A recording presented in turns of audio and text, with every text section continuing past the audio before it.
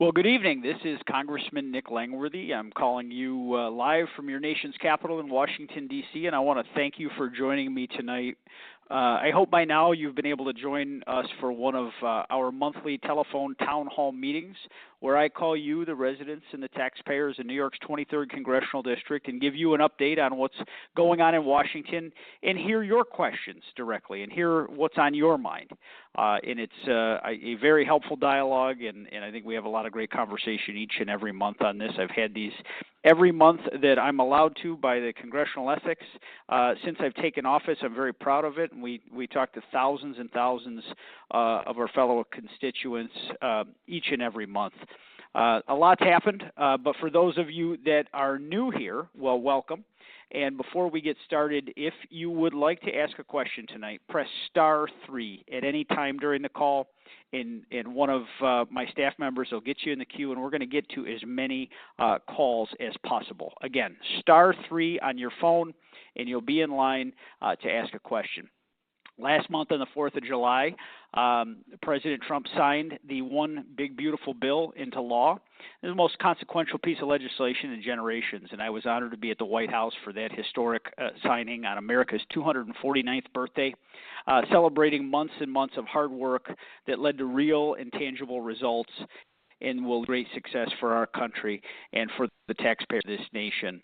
Now, it's easy to get caught up in the headlines in the politics, and it's astonishing how many mainstream media sources actually parrot misinformation and lies. And this telephone town hall meeting series has been very helpful to swat down a lot of those those fabrications, and we've been able to set the record straight plenty of times. And that's why I make a point to do these every month, so I can speak directly to you without the filter of the media, and you could ask me the questions, and you're going to hear right in my own words, long form, exactly what's going on. We make sure to post these live to all of our social media channels, to our website, to our YouTube, so that if you miss the call, you can watch them later. If you've joined us before, we try to take as many questions as we can, and I take those that clearly don't agree with me, and, there are some people that do, and I encourage everyone to make your voice heard respectfully, so don't be shy. So if you have a question, remember to press *3. I want to zoom out for just a moment before we get started and walk through some of the wins that we've had for our country over the last 6 months and how these policy changes are starting to impact everyday life. Now, let's talk about the budget reconciliation for starters, the big, beautiful bill. This is historic legislation. It delivers the permanency of our tax code that's been in place since 2017, and it equates to the largest tax cut in American history. It increases Americans' take-home pay by as much as $13,300.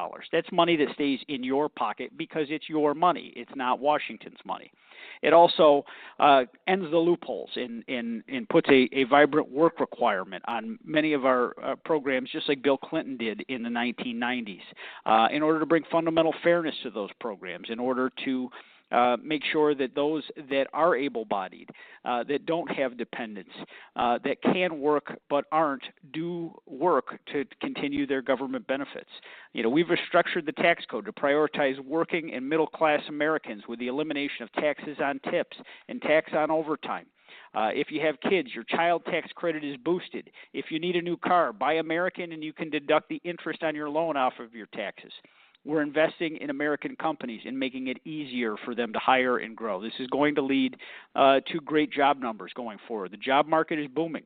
671,000 new jobs added since January of this year. We've beat all expectations, and every single one of those gains has gone to native-born American workers. And in fact, native-born American employment is up by over 2 million, and for the fifth straight week, unemployment claims have fallen. We've got, some of those critical grocery prices. A dozen eggs has dropped 53% since January and 62% since the peak in March of 2024. That's relief at the checkout line because, thanks to this administration and our work in Congress, Washington is finally reining in reckless spending that drove inflation and put an end to the war on energy. Summer gas prices, they're not low enough for my liking, but nationally they are coming down. New York taxes a gallon of gas a little too much for my liking, and I have serious questions about some of the price differentials within our district. But American energy independence is going to lead to continued lowering of gas prices. Things are going in the right direction. Core inflation has dropped to just 2.1%, levels not seen since the first Trump administration when prices were low and stable. And lower inflation means lower costs for you across the board. So I would like to get right into our phone calls. Again, press *3 on the line right now if you would like to ask a question.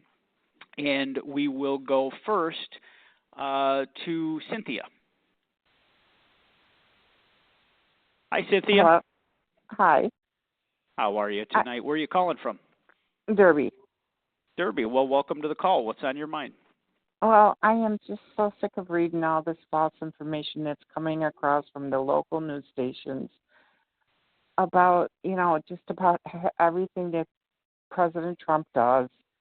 They always got to twist and turn it to be so negative, and it's not, but they make it, no matter what he does, it's just always so negative. Can't he do something to, when they put out false information, especially about the big, beautiful bill, how they can sit there and lie about it. Broke my heart when you have Schumer up in front of these old people saying that they're going to take away their Medicare, and the poor lady's almost in tears at the nursing home. It broke my heart, and I know that's not what he's doing. I mean, can't he take them to court or something to make them stop already? We have a free press, but unfortunately they're not without significant bias. And I've seen a serious bias creep in, that we've seen this in the national press for a lot of years, but we've seen it really creep into our local press as well. I mean, the questions that I answer time after time after time, straight from those that oppose us is talking points, hook, line, and sinker. Every single time. And that's why I use platforms like this, because I do my research. I look into it. When I hear a story, I watch both sides of the news, and I see the difference on how they cut things out and add things in. But it breaks my heart when these old people believe what they see on the news, or they don't have time to research everything. And I'm glad to see that they're getting this Russia thing. Finally, they were going to get their payback, I hope. Well, I think facts are going to come out about all of that situation with the Russiagate, because there are clearly, some things that have been pointed out this week that stand some serious investigation, and we'll use our committees in Congress to do that. But, I just do my very best to get the facts out to my constituents. We over-communicate. We're constantly putting information out so that we can set the record straight. And I want to talk in long form with our constituents so they hear the facts from me in my own words, and not a 30-second clip on the news. I mean, yeah. Senator Schumer, as you pointed out, he went to Lancaster to a nursing home and told all the people they were going to get kicked out. Couldn't be further from the truth. It just was full of lies, but they wanted to derail our process. They weren't successful. We passed the bill, and all of those fine seniors are going to maintain their wonderful places in those nursing homes. And, where's the media going to be a year from now when nothing's changed? And we need you in there for governor. We needed you there. For governor. That's very kind of you to say. I really thank you for calling tonight. And we are now going to go to Bruce. Hi, Bruce. How are you? Good. Good. Where are you calling from tonight, Bruce? I'm calling from Corning. Okay. What's on your mind tonight? My question was about you voted for the defunding of PBS and NPR. And if I remember correctly from your statements that you were opposed to the leftist content of NPR and that. And my question, what is the leftist content of NPR and PBS that you objected to? Well, there has been plenty of analysis done on the supposed news coverage by, the PBS, quote, news programs that show a hard leftist and biased tilt But now, I also let me just I disagree with continue my that thought. because Well, and I appreciate that. You can disagree. Let me just finish my point. Okay. I also think that the need for PBS to be publicly funded by federal tax dollars, that time has come and gone. I mean, there was a time in this country where we had 4 channels. You had 3 commercial channels, and you had 1 public network. That is not the case anymore. There is more information available at everybody's fingertips that is readily available and for free out there in the ether, where people can go and shop for their own information. I mean, social media didn't exist when we decided we needed to create a public broadcasting network.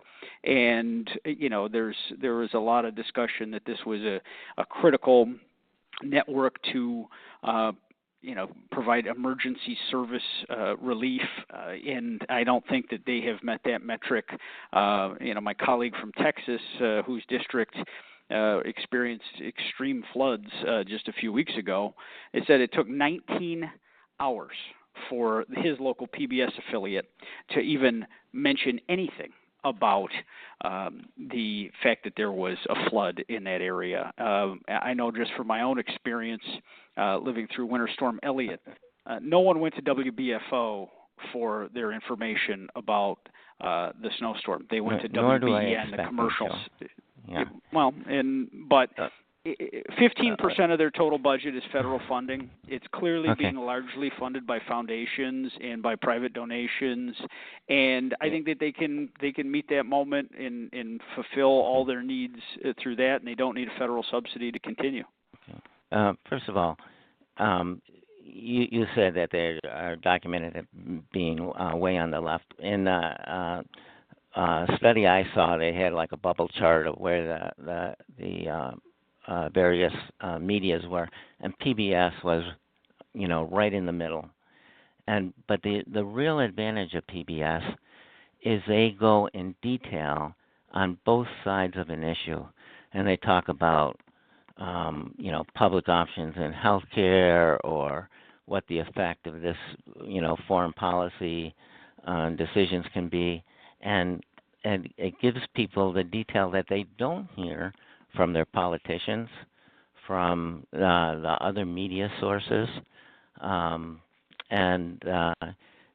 you have to hear this to make up your mind of what's going on, because things aren't all just black and white or left and right, and you have to understand it. And I frankly, I just can't even. It's such a educational tool for the public that it's a waste not to fund them. And in fact, I would encourage putting in a bill right now to fund them again and get it going. The local station here is going to lose $1.3 million, and that's just huge. Well, I certainly appreciate your perspective, and we'll agree to disagree. But I think at this point in our history, with what's available to the federal taxpayer, this is not a business the federal government should be in right now. That's my opinion. I appreciate yours. So we shouldn't be in public. I'm sorry, I didn't intend to cut him off there, but I think we understood his perspective. We're now going to go to Gregory. Hi, Gregory. Good evening. How are you? How are you doing? Good. Where are you calling from tonight? Hi. East Well, Aurora. thanks for being with us. I have a question about executive orders versus bills and laws from Congress. Over the past several administrations from both parties, seems to be a lot of presidents taking liberties with executive orders. A lot of them questionable as far as, depending on what your slant is, of course. Questionable on whether it's, constitutional or not constitutional. But there doesn't seem to be a lot of action from Congress as far as reining in that pen from these presidents, and having Congress act more as the co-equal branch that they're supposed to be, and having them make the laws and pass laws, and then sending them to the president to sign or veto, and then taking it from there accordingly. It just seems, again, across both party lines, it seems there's more and more executive orders taking place and less legislation. I agree with you. I agree with you, Gregory. I would like to see us making more laws. It certainly creates more permanence in policy. We hear from a lot of businesses and people throughout the economy that the whiplash, as we've had to change in administration 3 times in 3 elections, has, not having continuity in policy is challenging, especially as you look at some of perhaps the serious regulations put forward through the executive branch during the last 4 years of the Biden administration. Well, they had to prepare, they had to move forward like those were going to be the law, because that was the policy of the administration. Well, now a lot of those are going away, so they can go back to the way things were 4 years ago, and then hope for the best in the next election, where they're not having the burdensome regulations. I mean, part of this, I think the Chevron deference decision by the Supreme Court is going to be extremely helpful. It should slow down and finish the administrative state, which I think is far, no matter who's in the White House, the bureaucracy of this country is too big. And President Trump has certainly taken on the bureaucracy in a pretty big way. The permanent civil servant class that was making many of the decisions as to how things were being interpreted is in the rearview mirror, and the president has put a lot of executive orders forward to offset Biden-era policies. We passed a lot of law in the big beautiful bill and the budget reconciliation to avoid a filibuster, and that legislative maneuver, which can be done when the presidency, the House, and the Senate are all of one party, is very helpful in order to get things done and get things done quickly without having to have 7 people have to basically hold you hostage in the U.S. Senate with the filibuster. Now, I even though my party doesn't benefit from the filibuster, I think the filibuster is an important tool, because if you eliminate the filibuster, you have true whiplash in this country, and you have just a ping pong effect. If one administration to the next, the ideology is very different between the 2 parties right now. And there's a huge sea change from one administration to the next. It wasn't always this way. So I'd like to see us do more. A lot of things are very complicated for us to put into law because you can't get to 60 votes in the Senate, and there's not a whole lot of cooperation right now coming out of the other side of the aisle in the Senate. I mean, it's bipartisanship has been very complicated right now. So. Well, I agree 100% with you there. Bipartisanship has gone away. The word compromise is a dirty word. And we'd get more bills passed if the parties were more willing to work with each other, as opposed to, if you're in charge, I'm the party of no. If I'm in charge, you're the party of no. So I can't let you achieve anything because that makes you look good, and vice versa the other way. So that's why you can't get anything passed with compromise. It's far too much of a zero-sum game, and when the media covers our politics like they'd cover a sporting event, that's unfortunately what we end up with is a greater, fiercer partisanship, and there's just very little reward from people that are looking to be on cable news every night. I don't do a ton of cable news. I do from time to time, but the people that come to Congress and that's their main intention, they get there through getting on MSNBC by being fiercely to the left, or getting their shot on Fox News from being fiercely to the right, and it doesn't create the spirit of bipartisanship. We get a lot of things done that aren't on the news every night. We do work across the aisle and create victories for our constituents, but it's not the stuff that drives the ratings, so that you don't hear about it. And but there are people that do work together, but in terms of the big picture thing is to get done at the beginning of administration, it's just going to be a very partisan activity, especially with the budget reconciliation, which is a one-party exercise, and they were just trying to find ways to derail us the whole way. But certainly. I'll work with anyone that I think is steadfast in their approach to help us create jobs in Western New York and the Southern Tier.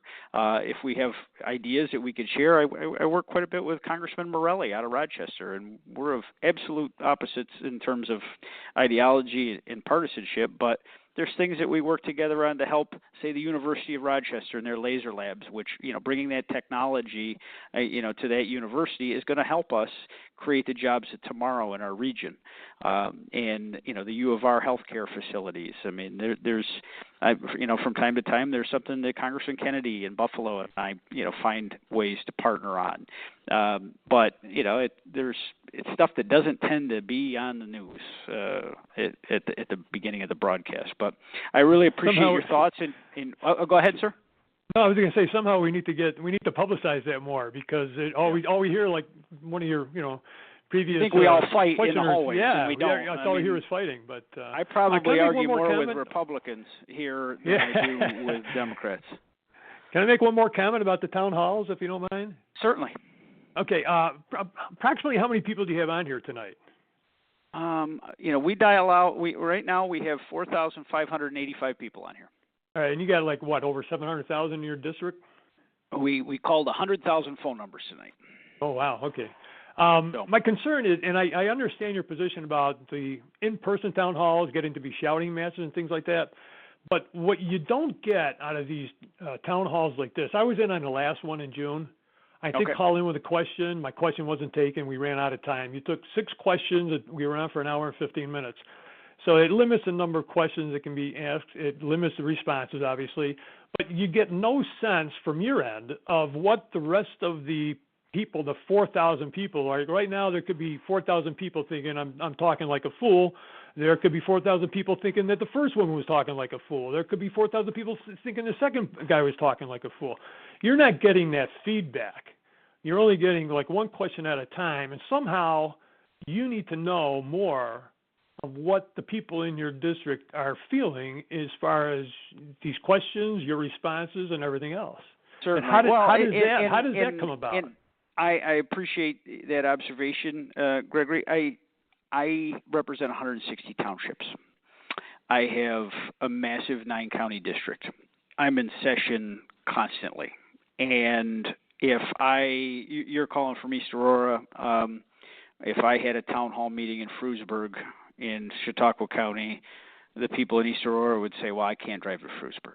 If I have one in Olean, well, that's too far from the people in Chemung. I mean, I find this the most useful tool for everyone to hear what I'm working on. We take a cross-section of questions.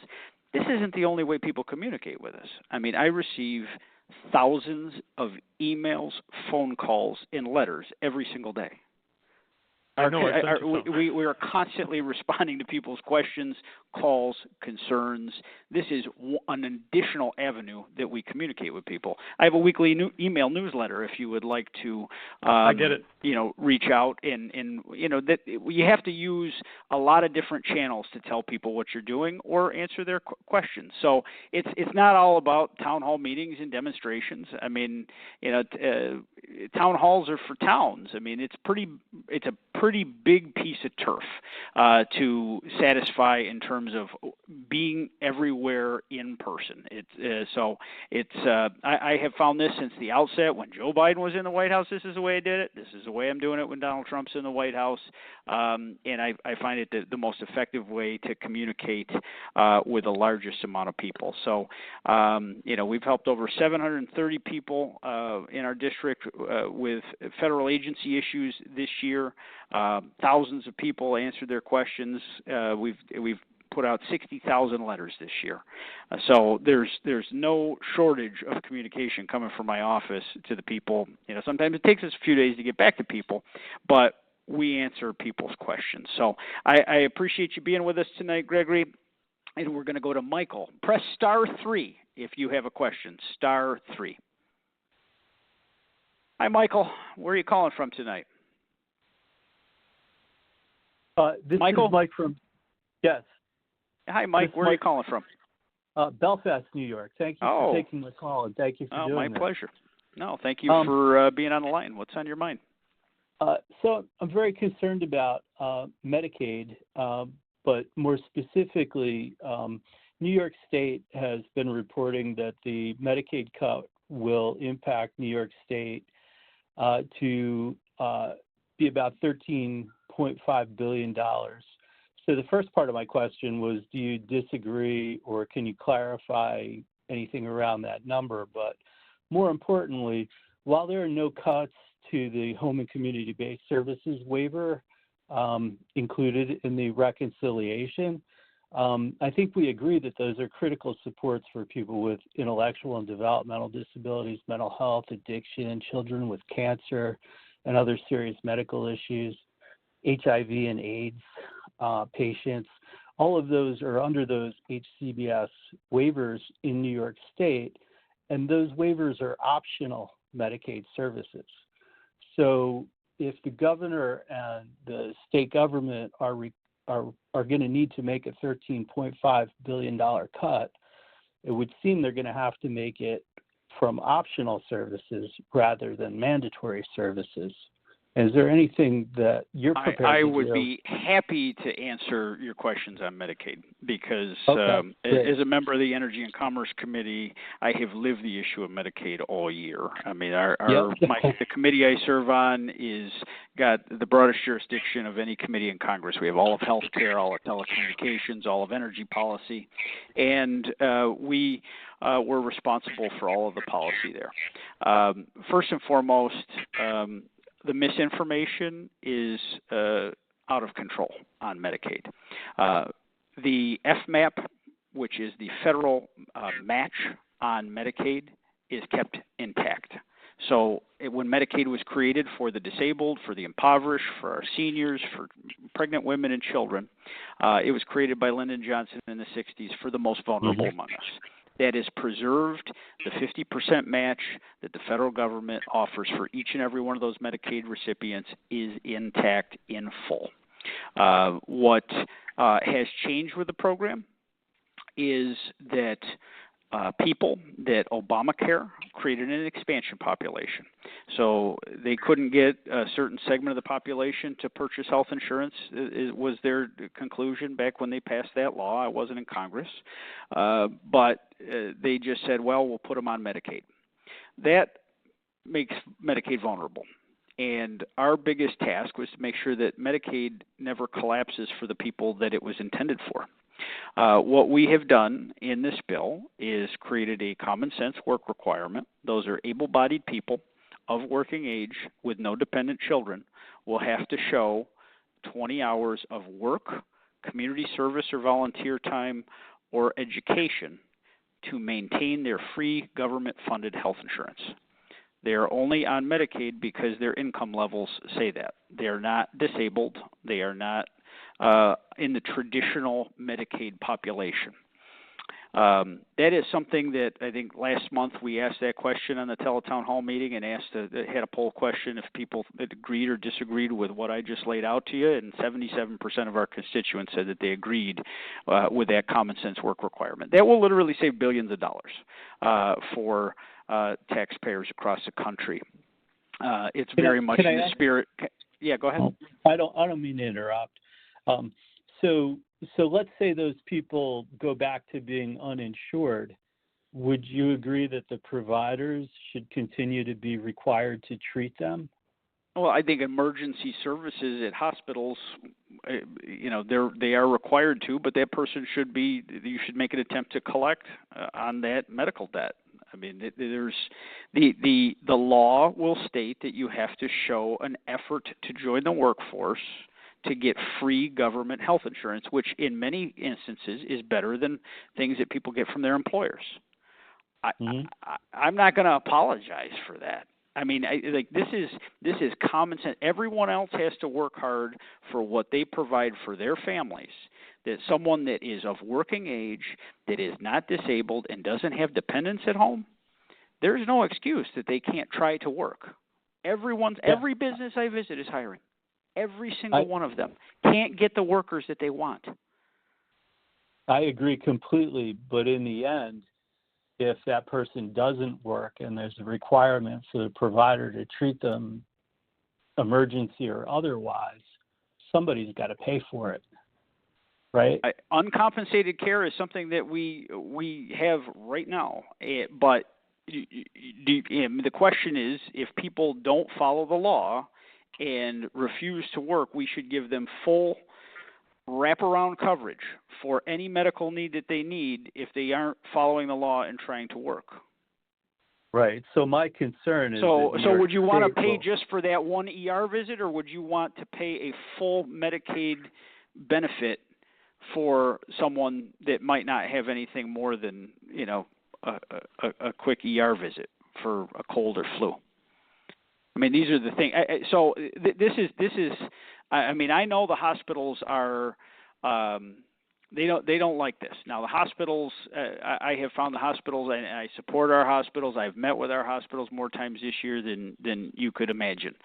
We were in constant communication with the healthcare providers in our district, and we'll be visiting a lot of them here in the month ahead. But at the same time, you know, they play a lot of games with the state to gain more federal dollars from the Medicaid system, and that's another change that's happened through our reforms. There's a thing called the provider tax, where the state taxes the hospital to leverage more federal dollars. In New York, they tax those hospitals at 4.5%. That will ratchet down between the years 2029 and 2031 from 4.5 to 3.5. So we have clipped the provider tax at a 1% level. The descriptions that I've given you right now, I don't think lead to the massive die-off that the other side of the aisle has declared to the world, and the catastrophe that they all are saying that it's going to be. So if, you know, when you see these projections of all these people losing their health care, the presumption is that all these people won't go find a job. Right. So my request of you really is if you could go back and consider if there was anything that you could do to protect the constituencies that we just talked about, those vulnerable people, so that if the state finds themselves, you know, making decisions about what to cut, that there's something that requires them not to cut those populations that I just talked about. I will take that very seriously, and we will continue to have conversations with the Medicaid office, as I did the entire way through. I talked to Kathy Hochul's Medicaid director on multiple occasions, as I felt a responsibility to have that open line of dialogue as we were considering the bill and what the final product was. Protecting the disabled was the top priority for me in this bill. And you know, the governor, I think, needs to hear from everyone that protecting the disabled needs to continue to be the top priority of the Medicaid program. I know we have many people that they need to be on Medicaid. That's what this program is for. You know, all these big numbers are saying, oh, this is a cut and this is going to devastate. We're going to spend $12 trillion on this program in the same window of time that they're talking about the fact that there's going to be a $1 trillion cut. I mean, this is not something that they can't work their way through, and the state needs to have more skin in the game. Our state budget, when Andrew Cuomo left office, was $185 billion. It's now $254 billion. New York State has revenue. It's what they're choosing to prioritize it on. So protecting our most vulnerable needs to be everyone's responsibility, not just the federal government. And New York takes more out of the system on Medicaid than Texas or California, that both have far more citizens than we do at this point. So I will continue to be an advocate for the Medicaid recipients that absolutely need it the most, and be a constant champion for our most vulnerable. I appreciate you being with me tonight and sharing your thoughts, and I will continue to work on those priorities. Next, we're going to talk to Kim. Hi, Nick. Hi, Kim. How are you? I'm all right. Okay, what's on your mind? I appreciate that you want to protect the most vulnerable among us. I would like to tell you I appreciate that. But I am deeply concerned about how the Epstein files are being downplayed. As someone who works with children, I know predators can be very powerful and well-connected, and sometimes even people that we admire. But this isn't about party, it's about protecting kids. And the kids in your district need to know that you'll fight for their safety, even when it's uncomfortable. So what I'd like to know from you, again, thinking about the most vulnerable, what specific steps will you take to ensure transparency, pursue justice, and to make clear that you stand against abusers and cover-ups, no matter who's involved? Well, I relish the opportunity to talk about the Epstein files because this has been the latest political football here in Washington, D.C., for those that are following along.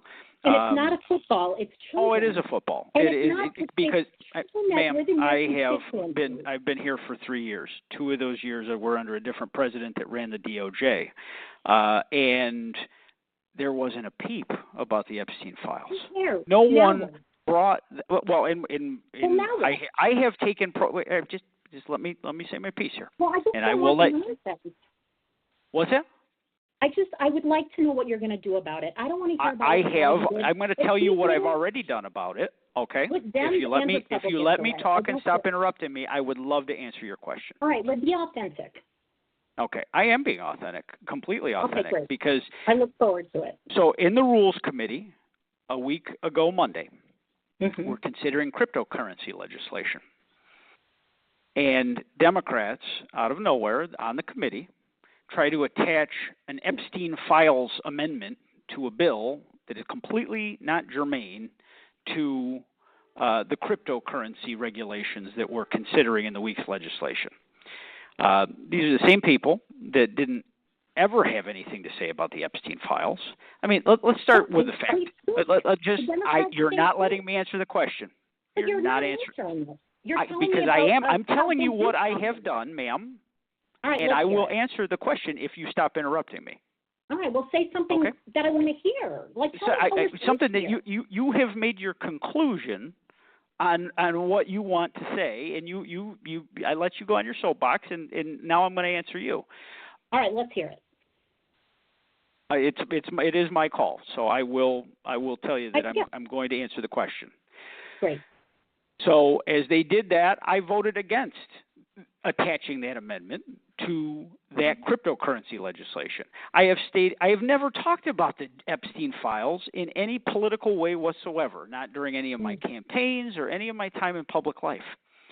Jeffrey Epstein is a sick pervert, and he's dead, and he's been dead for 6 years. His accomplice has been prosecuted, convicted, is in prison for the crimes that they committed. I have had a zero-tolerance policy my entire time in public life about any abuse of children. I have fought hard against all of the abuses that we've seen against children from people that have come into this country illegally. I am all for the transparency of the Epstein files.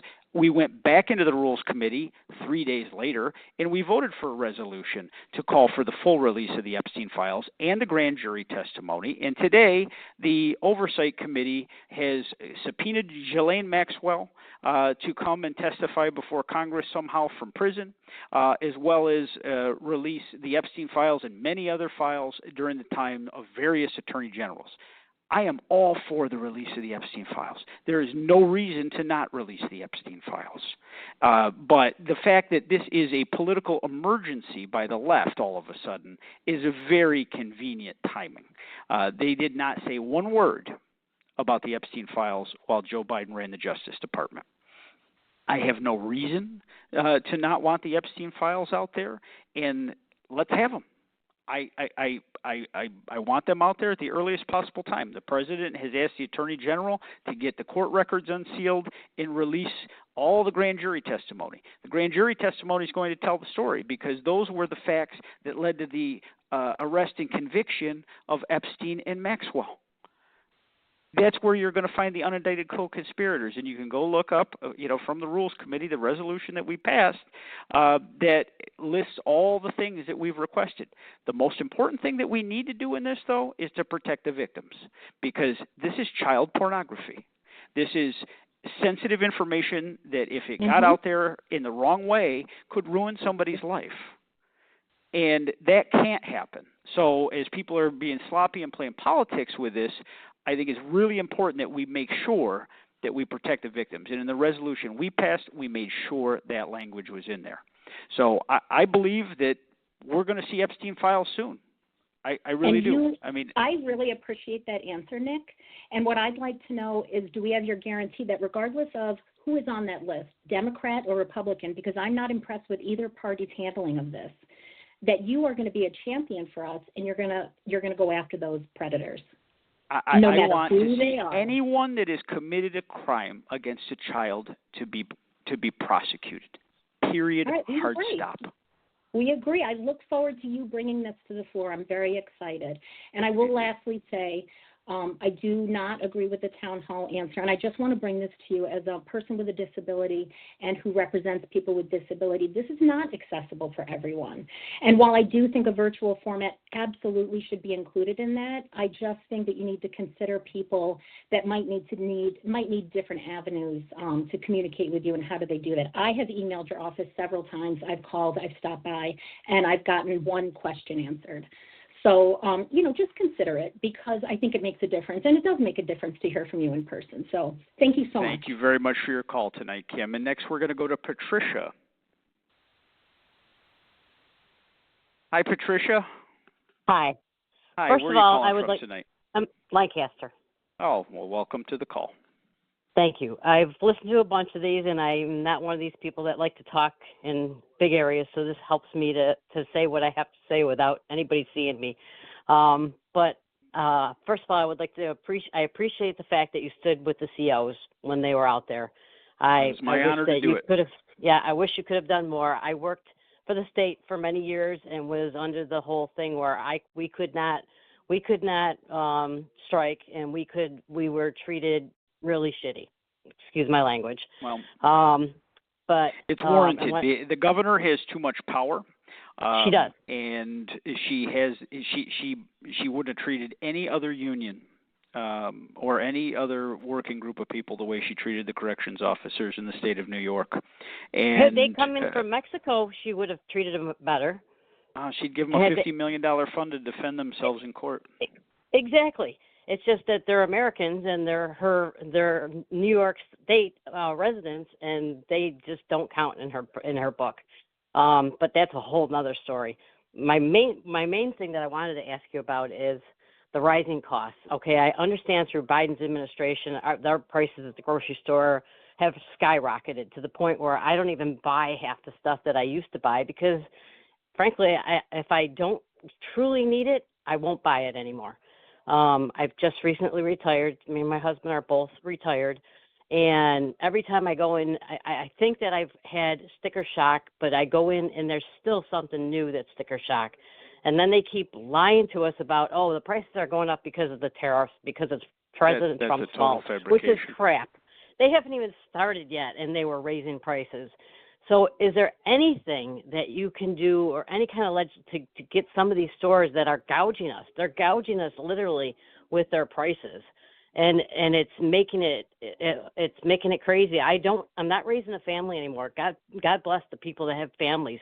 I understand. I don't even know how they can do it because the prices are ridiculous.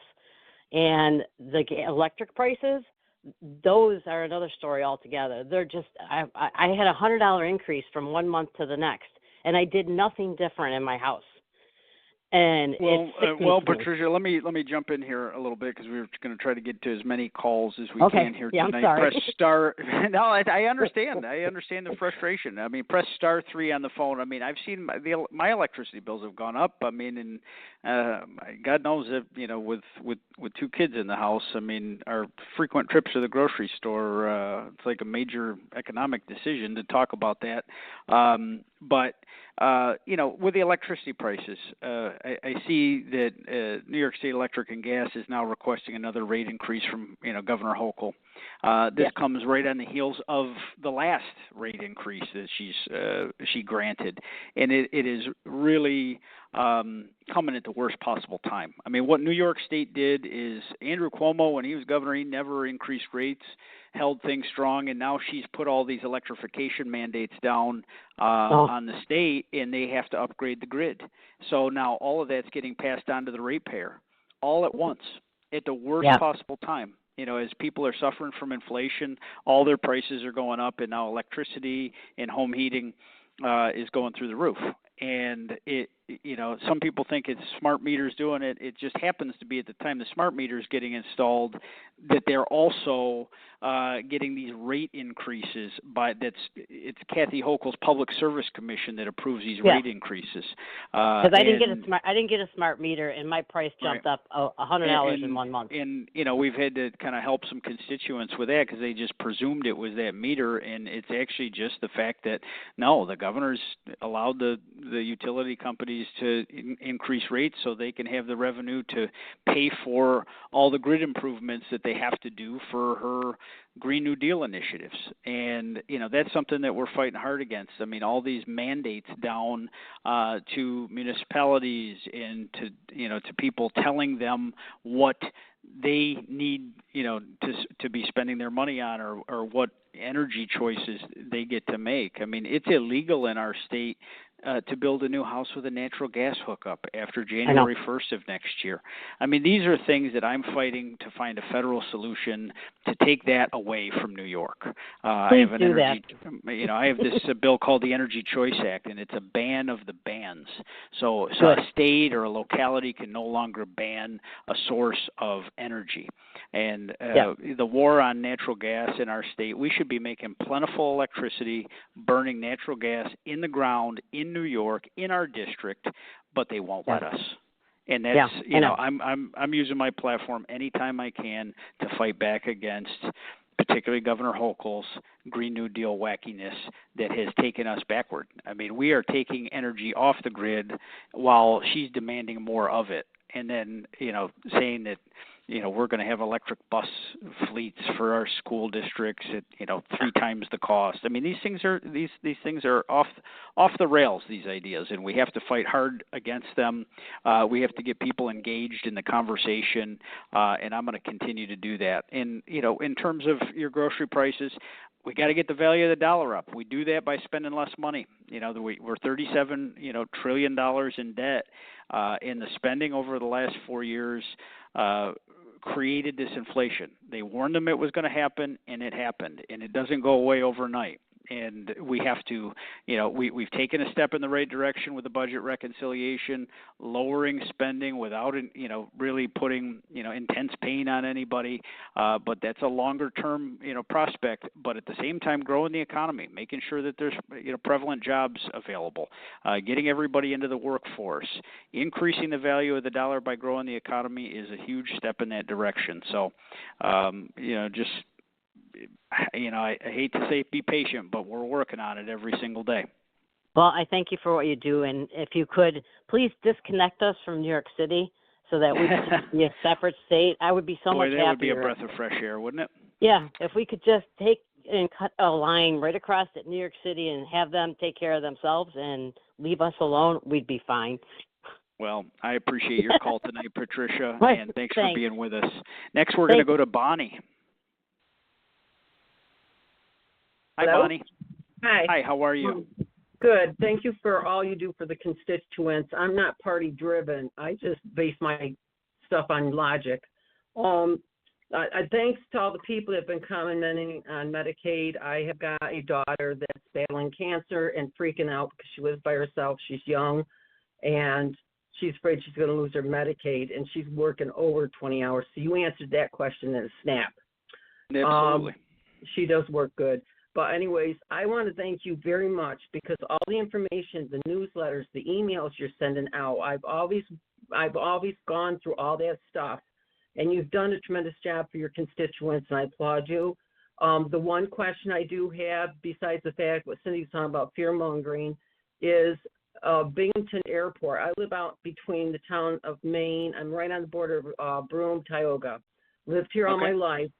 And Schumer and them keep upgrading the Binghamton Airport. We only have one flight coming in now.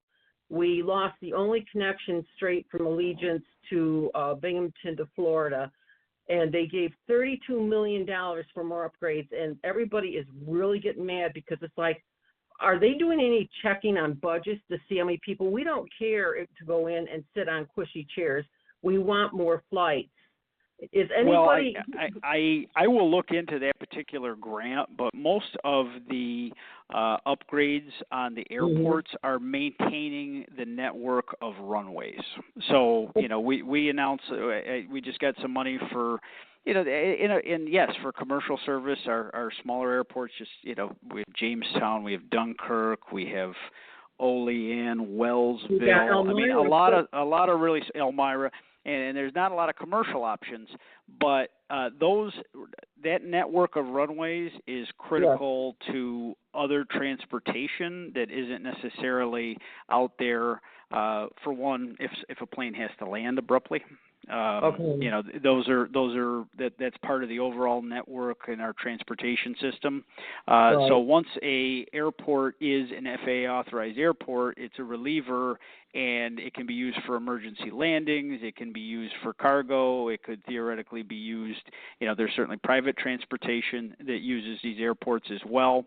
So once you have an FAA authorized airport, there is a relationship with the FAA to continue that.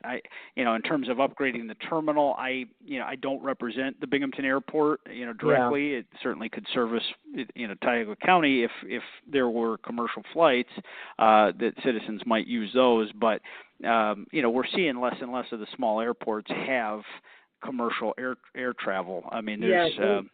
And the thing is, for the amount of money and with what that people have been talking about, the fear-mongering from the governor, and then we're dealing with NYSEG, then you got kids that maybe have chronic illnesses and or families, period, or loved ones. It's really, I mean, we're getting killed here in New York. I mean, like I said, can't some of that money for grants, can they readjust any of that to go towards like these nursing home issues and maybe towards training programs? I was getting my degree for nursing at BOCES back in the 70s. There's so much that can be offered. Can't they? Does anybody really fact check these amounts of money that are going out to these places? Do you guys fact check them? Is there a process? Well, each administration, as they come in and puts their FAA administrator in, and the Department of Transportation is constantly evaluating that. But I'll look into that grant to the Binghamton Airport. But you do have to maintain runways. You do have to maintain runways, and they cost. A lot of people. I'm sorry. A lot of people in the town of Maine are driving to Syracuse now to get flights because for the commercial options, yes, they are it's Buffalo, Rochester, Syracuse, and that's not ideal, but the air carriers are there's not many empty seats on any flight I'm on. They're very they're very full because they've got that schedule kind of worked out to have the maximum amount of passengers per flight to keep hopefully costs as affordable as they can be. But I'll look into that grant, and we will certainly keep an eye on it. I appreciate you bringing it to my attention for sure, Linda or Bonnie, and I really appreciate you being with us. Thank you. Next, we're going to go to Beth. Hi, Beth. Hello. Hi. How are you? Where are you calling from tonight? Tuscarora. Okay. What's on your mind? I just want to know how you can possibly support Donald Trump's policies and vote the way that you do. He is a convicted felon, and he has definitely been named in the Epstein files, whether you think it's just been dragged up now or not. And what's wrong with green energy? Do you believe in climate change? Do you believe in climate change? Okay. All right. Well, I believe that the climate has changed many times over the history of our world. No. There is something real called climate change that has been driven by human beings using fossil fuel and not doing things with intelligence behind them. Okay. So, would you like me to answer your questions on President Trump first, or? Sure. Okay. Yeah. How do you support him? I joined 77 million other Americans, and I do support President Trump, and I do support the policies that he's put forward. And But I mean, how? We don't agree. How? Oh, we do not agree at all. Okay. Well, That's a true story. I was pretty confident from the line of your questioning that we weren't going to Right. agree on that. Right. But I believe his agenda and what we have already accomplished collectively will put the country in a What is that better that we've accomplished? What is that we've accomplished? What we've done The in the 6 months. the BBB, the big beautiful bill, provided tax cuts for the wealthy. It's not going to do much. I'm not going to for the let rest you get of away us. with that one. I'll It take is a lot, not going but to do I'm not much gonna let for the you get rest away. of us. So you don't think that doubling the child tax credit meant anything to any family in Western New York? No. I'm talking about the wealth disparity that is in this country right now. Okay? It is not taking care of that. of them. Do you know that there's 43% of Americans that pay $0 in federal taxes? The billionaires? You're obsessed with, and that's unfortunately that is the constant disingenuous argument that's always put. It's millionaires and billionaires, it's a distraction for the fact that every single American that had a tax obligation just got a tax cut. Every single one. But why don't these people? If I made $100 million, my tax obligation's a lot different than someone that made $100,000. Yes, that is a fact. So their tax cut is bigger, but not necessarily on a percentage basis. This is all relative in percentage. So if you want to have a disingenuous argument and say that this is all for the rich, it is just not true, because every segment of the economy was touched by the tax code being extended. And the tax cuts, all the brand new tax cuts, were all put on middle class and working class people. No tax on tips and no tax on overtime. That's really not for millionaires and billionaires, is it? They sure don't need it, right?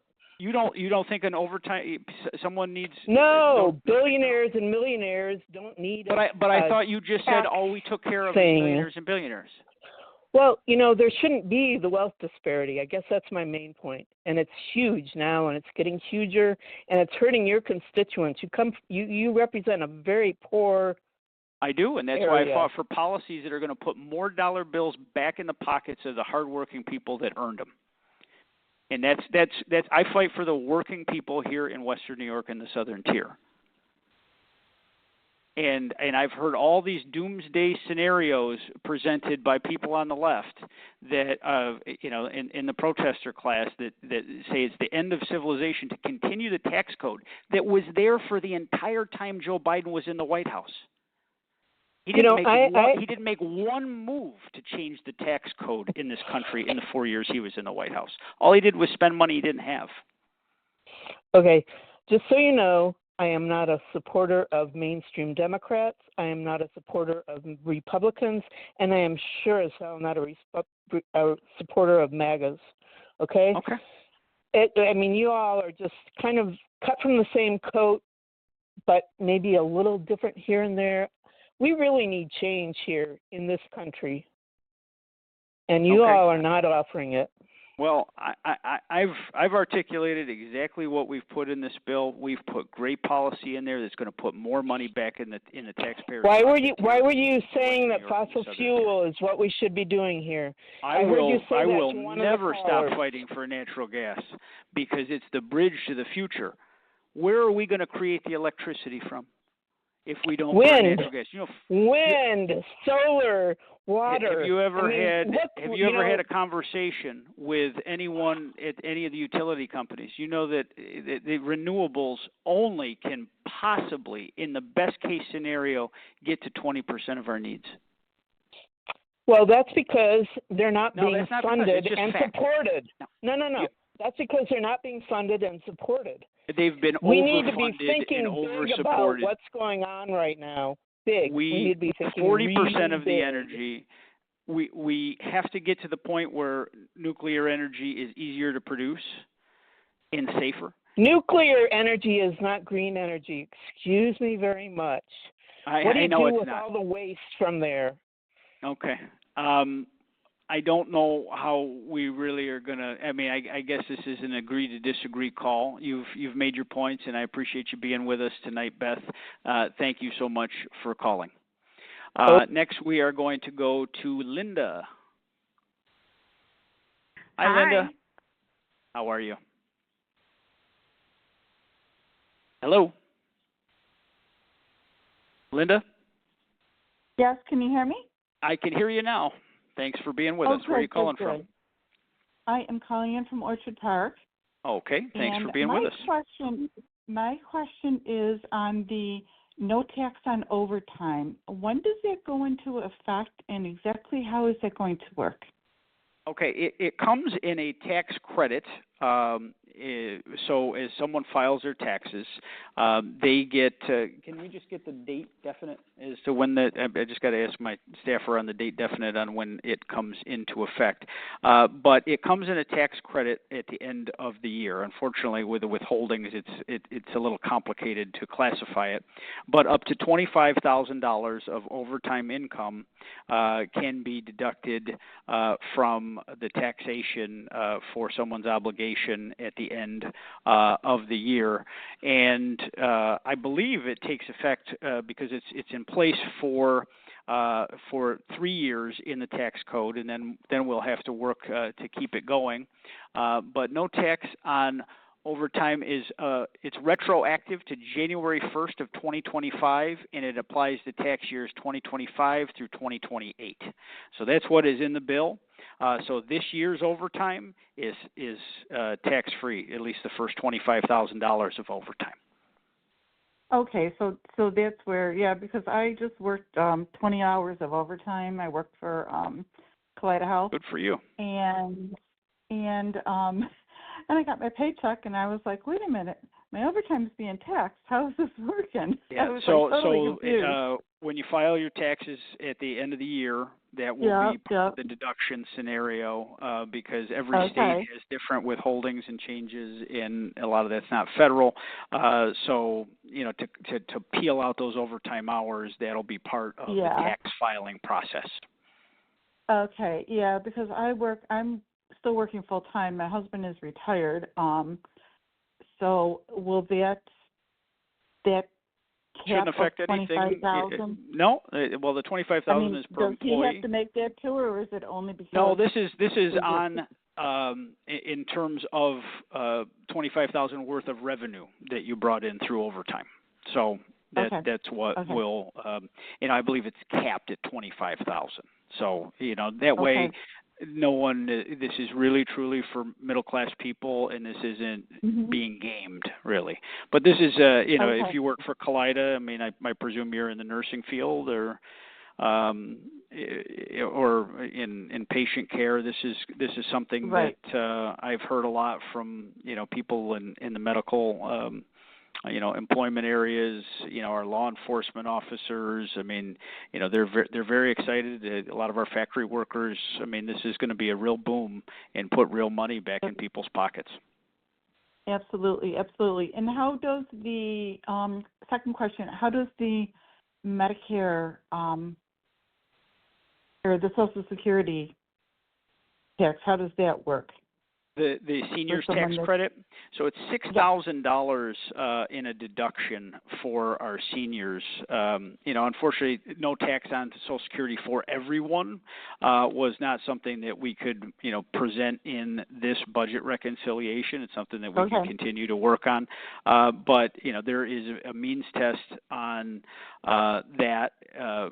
So this is really geared towards those middle income people that do have a tax obligation on earned income or passive income while they receive Social Security. But each person that's a senior will have a $6,000 tax deduction available. So a married couple would be to $12,000 in tax deduction on income that they make while they're on Social Security.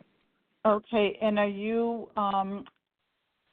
disqualified from any of those deductions if your salary goes beyond a certain amount? Well, I think that's where the tax on Social Security really kicked in for people. Those people that continue to work while they draw their Social Security were getting taxed on the Social Security as ordinary income, and why they, why it was a concern. There's, if you if Social Security is your only source of income, you probably don't even have to file your taxes anymore. So you don't have a tax obligation, so there's not a deduction. It's those people that continue to be in the workforce or have, income from various streams while they receive Social Security, and then they're hit with being on a tax in a different tax bracket. So that's where the relief will come in for those that do have a tax obligation at the end of the year. But if you want to call our office, and you have any other specific questions, we can work through that with you. Okay, sounds perfect. Okay. Thank you so much for your Thank you information. so much. We are going to talk to Eric next. Hi, Eric. How you doing, Mr. Langworthy? I'm doing nice great. To talk to you. Where are you calling from? Angola, New York. I work in the city of Buffalo. Well, thank you so much for calling. What's on your mind? The big beautiful bill. What's being done? Would it be helping development companies to bring the offices back to the city? Because a lot of buildings are dead empty. Office space has been pretty empty since COVID hit. Well, and that's the it's problem. It's slowly bouncing back, but it's not that rapidly increasing. I thought maybe Trump would do something about it. Okay. I don't know that there's anything specific to bring jobs into downtowns. Office occupancy has been a major problem since COVID. I mean, a lot of workers are, trying to push for work from home. It has created, serious problems, especially in our upstate cities, the bigger cities of Buffalo and Rochester and Syracuse, that have not had the steady stream of workers going into the downtown corridor that we've had in the past. And it is sad to see some of the great office buildings sitting there, with a lot less people. And you see it with the restaurants. A lot of restaurants have gone out of business. What it does create is a better tax climate. So people can hire more people, and they can expense more of their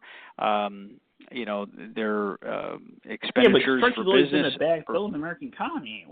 If you don't got the, construction going on rapidly, you're not going to have much of a workforce, my opinion. Because if you're in terms of the existing buildings being full of office workers, there's not a specific policy that's going to make people go into office buildings, is my point. I do think you're going to see a lot of development. You're going to see... build in the city or outside, people trying to come into the city or... Sure. I do think we will have greater development across the board. It's just the question, for downtown office workers, can employers get beyond the culture where employees just want to work from home? We've struggled with this in Washington, D.C., where everybody was on work from home on a permanent basis, and they had to come back to the office. I think a lot of people are trying to force their employees to come back to the office, and they have varying degrees of success. But we need successful cities to in groups of people coming downtown to keep the entire ecosystem of the restaurants and the stores vibrant. But this has been a real thing that's hard to shake. Once people start doing it for a little while, it gets really hard to break. But a lot of that's got to come through municipal leadership at the state level. Federally, we created a tax code that should create greater employment, greater wages, and more opportunity. And, that's something that affects all 50 states. On kind of hyper-local things about Buffalo, the local leadership's going to have to tackle some of that. So, but I really do appreciate you being with us. We're kind of in overtime here right now. We're going to take one more phone call. Thank you very much. We're going to talk to Jeffrey.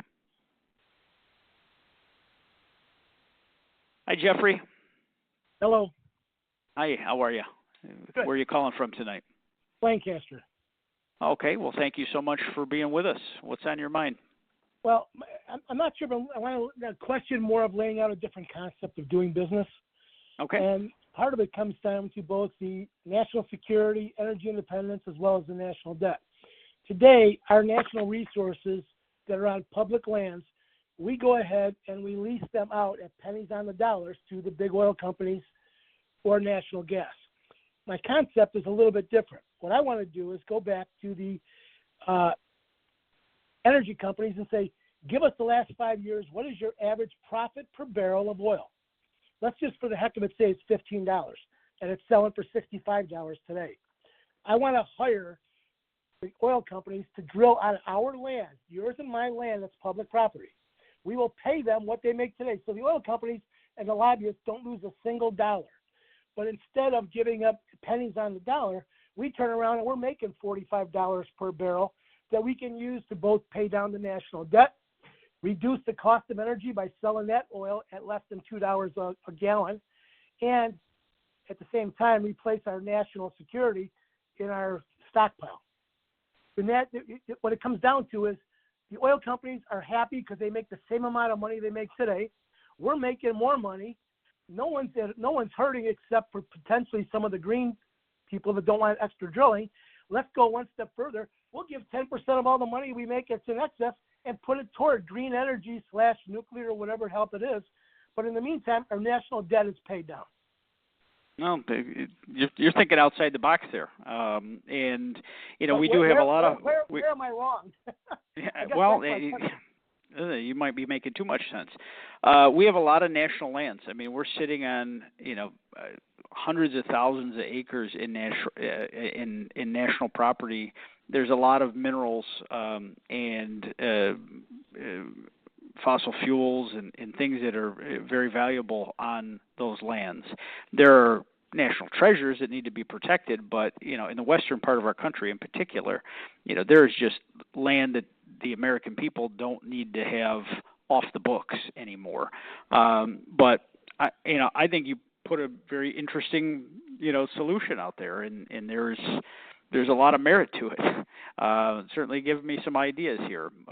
We have to find creative ways to get out of the national debt. And it's certainly not going to happen overnight, but, making sure that we never harness any of our God-given resources on these national lands is certainly not going to help us get out of our national debt. We're doing 14 million barrels of oil a day. We turn around, open up the national stuff. Again, don't just give it pennies on the dollars to the oil companies. We can protect them by giving them their average profit over 5 years per barrel. We'll pay them to drill our oil for us and then have the American people use that money, whether it be reducing the cost of oil, whether it be tearing down the national debt, or even filling up the national stockpile. It's something that can be done, and all it is a matter of getting the lobbyists to say, yeah, I'm willing to go ahead and make money at the same rate I make it today and not gouge the U.S. government. Well, it makes a lot of sense to me. It sounds like an idea maybe the president would have, but I will certainly take that all into consideration as we're talking through. I'm on the Energy Subcommittee of the Energy and Commerce Committee, and I look forward to having some of those conversations. It's a really good idea. That certainly in some of our national lands that have oil or minerals. I mean, making those available and using those to improve the lives of Americans would make an awful lot of sense. I'm out of time. I appreciate you being with me, Jeffrey. I want to thank all of our constituents that have been here with us tonight and for taking about 90 minutes to visit with me in the comfort of your own home. And I was glad to hear your issues, your thoughts, talk about the issues of the day, what's in the news, and it allowed me to share the things that I'm working on with you. We have a lot of big challenges to tackle, both as our nation, but also within our region in Western New York and the Southern Tier, and I'm very honored to work towards solutions that will help the residents and the hardworking taxpayers and the families and businesses in Western New York and the Southern Tier. I want to stress to you that our door is always open to you, whether you agree with me or you disagree with me. And you heard me talk to people on both sides of that equation tonight. We don't screen these calls for content. We take as many as we can, and we hear from people of all mindsets here. But if you ever have a problem with the federal government, or you need us to cut through the red tape, or it's something as simple as getting a passport, or maybe helping you with Medicare or your veterans benefits or Social Security, we are here to help you. I've got a world-class team of people that does an incredible job with constituent services. Call any of our offices. Go to langworthy.house.gov. All of our offices are listed there. and we would be happy to help you with your problem, because I believe that no problem is too big or no problem is too small for any of the taxpayers of our region. If I wasn't able to get to your question tonight, please stay on the line, leave us a message, and we will call you back promptly. I want to thank you for joining me, and have a great rest of your evening. God bless you all.